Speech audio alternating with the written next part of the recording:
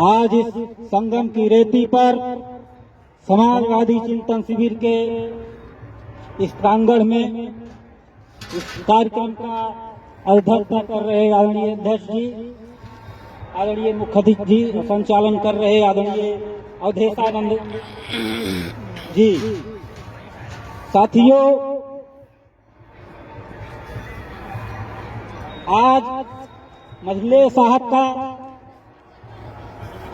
शताब्दी जयंती है और आदरणीय शरद जी की अभी 2-4 दिन हुआ, हम लोगों के बीच में नहीं रहे। इन्हीं लोगों के बीच में बात रखनी है। जैसा कि सर ने कहा, कार्ल मार्क्स ने पूरा पखंडा लिख दिया है रिपब्लिकन के लिए, लोकतंत्र के लिए, देश का लोकतंत्र क्या हो, दुनिया का कैसी सामाजिक व्यवस्था हो, सामाजिक ढांचा कैसा हो, पूरा लिख दिए। लेकिन मैं भारत में केवल एक व्यक्ति को मानता हूं जिनको पढ़ा।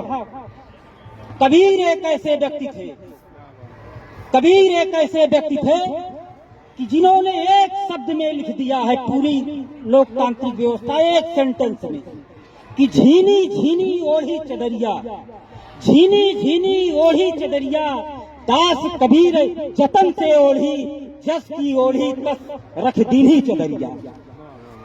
आज के अगर कबीर कब के थे हम लोगों ने पढ़ा है, लेकिन शरद जी ऐसे व्यक्ति थे कि जिनको कबीर में समाहित किया जा सकता है। कबीर जो थे, एक दामन पे राजनीति के एक दाग नहीं लगे हैं, जबकि कहा जाता है कि काजल की कोठरी। राजनीति में आप बिल्ले ऐसे लोग हैं कि जो चले गए हो राजनीति में, उनके ऊपर दाग ना। ऐसे व्यक्ति शरद यादव जी थे। मध्य प्रदेश के होशंगाबाद के आंख मऊ गांव से साधारण गरीब किसान परिवार से निकले, गांव की प्राइमरी पाठशाला से निकल के इटारसी से इंटर तक शिक्षा प्राप्त किए। उसके बाद जबलपुर में इटारसी में आकर के उन्होंने बीएससी किया। उसके बाद जबलपुर के इंजीनियरिंग कॉलेज से इंजीनियरिंग में गोल्ड मेडलिस्ट रहे। उसके बाद वहीं से छात्रों के मुद्दे पर लेकर आंदोलन किए। उत्तर प्रदेश में सिपाहियों का आंदोलन चल रहा था अपनी मांगों को लेकर। यही लखनऊ में आकर के सिपाहियों के समर्थन में आंदोलन कर रहे थे, उनके समर्थन में भाषण कर रहे थे। यहीं से उनकी गिरफ्तारी हुई, जेल चले गए। परवाह नहीं की इंजीनियरिंग थे, चाहते तो आज लोग इंजीनियरिंग कॉलेज करने के बाद कितने पैकेज पे जा रहे हैं। किसी का 20 लाख है, किसी का 25 लाख है, किसी का कितना लाख है। शरद यादव जी जब बिरले के जनपद में कोई इंजीनियर नहीं होता था, कोई क्षेत्र में 2-4 लोग रहते थे, तब कोई इंजीनियर तो चाहते कहाँ चले जाते, दुनिया की चाहे जिस देश में जिस सुविधा में रहना चाहते उस सुविधा में रहते। लेकिन उनको दर्द था समाज को बदलने को। समाज में जो असमानता है, गरीबी है, भुखमरी है, लाचारी है, बेबसी है, जात के नाम पे अत्याचार है, समाज में अत्याचार है, जो असमानता है। शरद यादव जी समाज में कहते हैं कि सबकी जड़ समाज में जो फैली असमानता है, सबकी जड़ वही है जो जातीय असमानता है। आर्थिक असमानता की महतारी है सामाजिक असमानता। जब तक समाज में सामाजिक असमानता रहेगी, सारी की सारी बीमारी वही रहेगी। उसका कोई इलाज अगर देश में है कि अगर समाज में सामाजिक असमानता रहेगी तो कोई इलाज नहीं। ये इतना बड़ा देश, इस देश में सबको क्या क्या नहीं जतन, जो सबसे ज्यादा मेहनत करता है उसको सबसे ज्यादा उपयोग। इस देश का गरीब, इस देश का किसान सूर्य निकलने से पहले खेत में मेहनत करता है, सूर्य डूबने तक खेत में मेहनत करता है। लेकिन सबसे ज्यादा अत्याचार, सबसे ज्यादा गुर्बती, सबसे ज्यादा बेगारी उसी के चेहरे पे है। आखिर क्यों है? इसके लिए शरद यादव जी ने जीवन भर लड़ते रहे। किसी से कोई समझौता नहीं किया। राजनीति में ऊंच नीच आता गया, तमाम ऐसे जीवन में पड़ा हुआ है कि कभी समझौता नहीं किया। ऐसे व्यक्ति थे कि जिन्होंने सदन में लोकसभा का कार्यकाल 6 वर्ष के लिए बढ़ा दिया गया था। इमरजेंसी में कार्यकाल में 6 वर्ष कर दिया जाए। इमरजेंसी लगी थी, चुनाव होने की स्थिति नहीं थी। इंदिरा जी कह रही थी, उस समय की प्रधानमंत्री थी, कि लोकसभा का कार्यकाल 6 वर्ष कर दिया जाए। लेकिन शरद यादव साहब ने कहा कि जनता के बीच में हम गए हैं, 5 साल के लिए वोट मांगे हैं, हम कैसे उनके साथ धोखा कर दे, कैसे हम 6 साल के लिए कर दे। पहले ऐसे व्यक्ति थे जिन्होंने जेल से इस्तीफा लिख के दे दी, इस्तीफा लिख के दिया, साथ में मधुले साहब भी थे। दोनों लोग केवल सदन में, पूरे देश के सदन में केवल 2 लोग ऐसे थे, जनता के साथ गद्दारी नहीं हो सकती है। सदन में इससे इस्तीफा दे दी।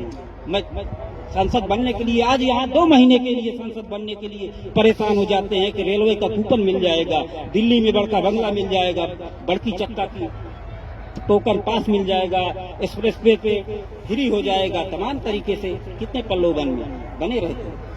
लेकिन आदरणीय शरद यादव जी ने तनिक उसका मोह माया नहीं किया, इस्तीफा दे दिए।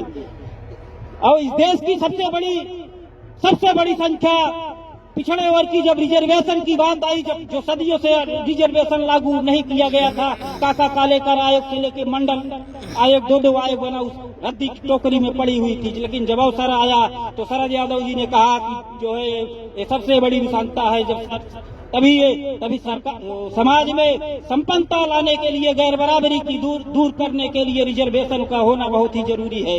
और वीपी सिंह के प्रधानमंत्री रहते हुए एकदम मजबूती के साथ चढ़ के झकझोर के कहे कि नहीं, आरक्षण को लागू हो जाना चाहिए, आरक्षण को लागू हो जाना चाहिए। आदरणीय कृष्णमूर्ति सर बैठे हुए हैं, हम लोग छूने के लिए विश्वविद्यालय में जब आए थे कि कृष्णमूर्ति यादव जी को छू ले, कृष्णमूर्ति यादव जी हमारा नाम जान ले, हम उनको जान ले, परेशान रहते थे। नारा लगता था, हाई कोर्ट को देखा है सुप्रीम कोर्ट, हाई कोर्ट को तोड़ा है सुप्रीम कोर्ट को देखा है, कृष्णमूर्ति यादव जिंदाबाद।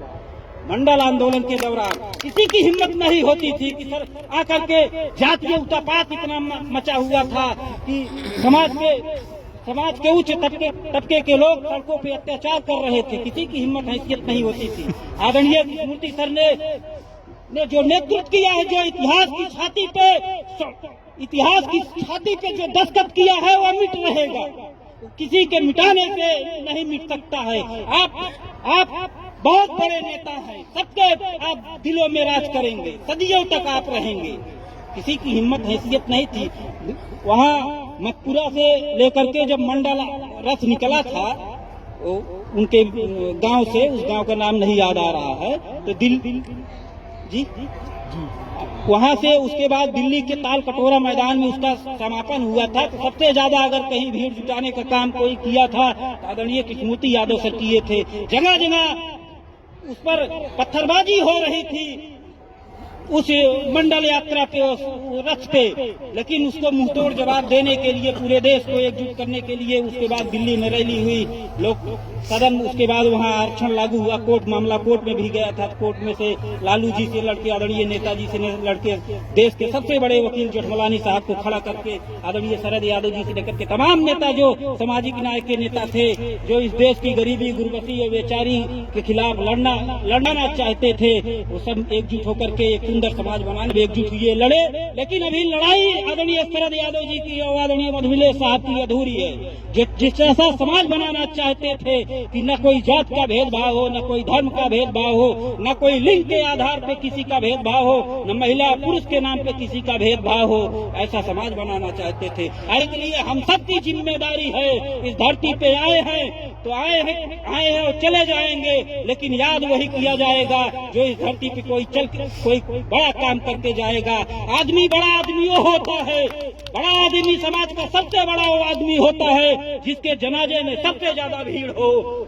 उसके जनाजे में सबसे ज्यादा भीड़ उसी की हो सकती है जो समाज में कोई अच्छा काम किया हो, समाज के लिए कोई अच्छा काम किया हो। इन्हीं शब्दों के साथ मैं अपनी बात को खत्म करूंगा। इनकलाब जिंदाबाद, समाजवाद।